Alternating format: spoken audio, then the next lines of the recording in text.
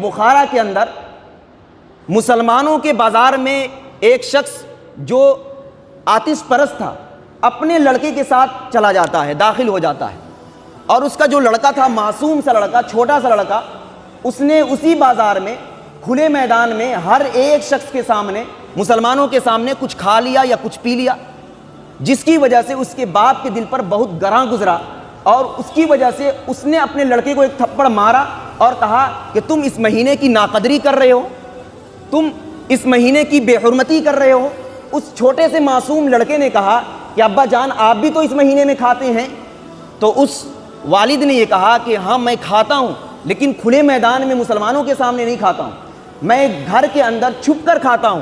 یہ میرے دل کے اندر اس مہینے کی قدر اور عظمت ہے، اس لیے میں اس مہینے کے اندر مسلمانوں کے سامنے کھلے میدان میں اس طریقے سے نہیں کھاتا تاکہ مسلمانوں کے دلوں کے اندر کسی طریقے کی کوئی بات آ جائے۔ تو اس قدر احترام کے ساتھ اس شخص نے اپنے بیٹے کو اس عمل پر روکا، اور روکتے ہوئے اس نے تنبیہ بھی کی۔ واقعہ یہ بیان کیا جاتا ہے کہ جب اس شخص کا انتقال ہوا تو ایک بزرگ شخص کی خواب میں یہ شخص آتا ہے، وہ نجومی شخص، اور اپنے واقعے کو بیان کرتا ہے کہ جب میں مرنے لگا اور موت قریب آ گئی تو اس وقت اللہ رب العزت کے فضل سے مجھے کلمہ نصیب ہوا اور میں ایمان کے دائرے میں داخل ہو گیا، اور اسی ایمان کی برکت سے آج میں جنت کے باغوں میں ٹہل رہا ہوں۔ اور وجہ کیا بیان کی گئی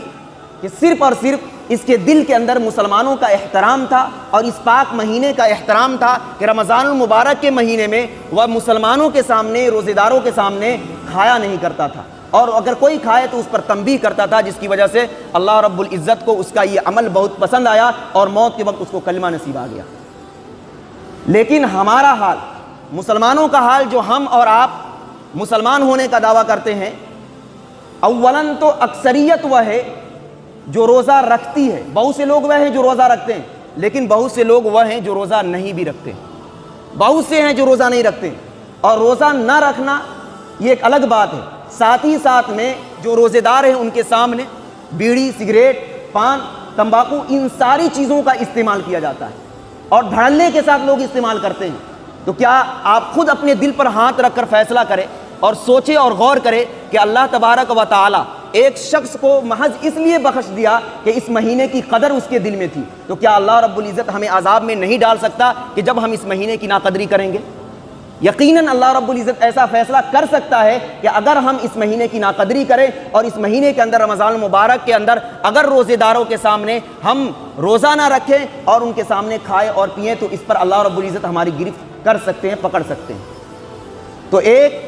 غیر مسلم شخص کو اللہ رب العزت نے محض اس مہینے یعنی رمضان المبارک کے مہینے کی قدر کرنے کی وجہ سے اس کو ایمان کی دولت سے نوازے، اور موت کے وقت کلمہ نصیب ہوا، اور اس کو اللہ رب العزت نے جنت میں داخل کر دیا۔ جنت اور جہنم کا فیصلہ تو مرنے کے بعد میدان محشر میں ہوگا، لیکن قبر کے اندر ہی اثرات دکھائی دینے لگتے ہیں۔ قبر کے اندر آپ جائیں گے، اگر آپ کے اعمال اچھے ہیں تو جنت کے اثرات دکھائی دینے لگیں گے،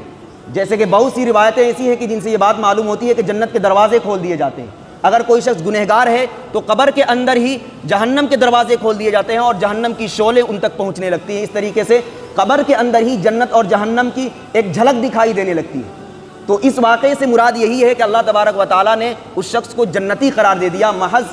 رمضان المبارک کے احترام کرنے کی وجہ سے۔ Thanks for watching Mustafa. Don't forget like, comment, share and subscribe to Al Haq Media.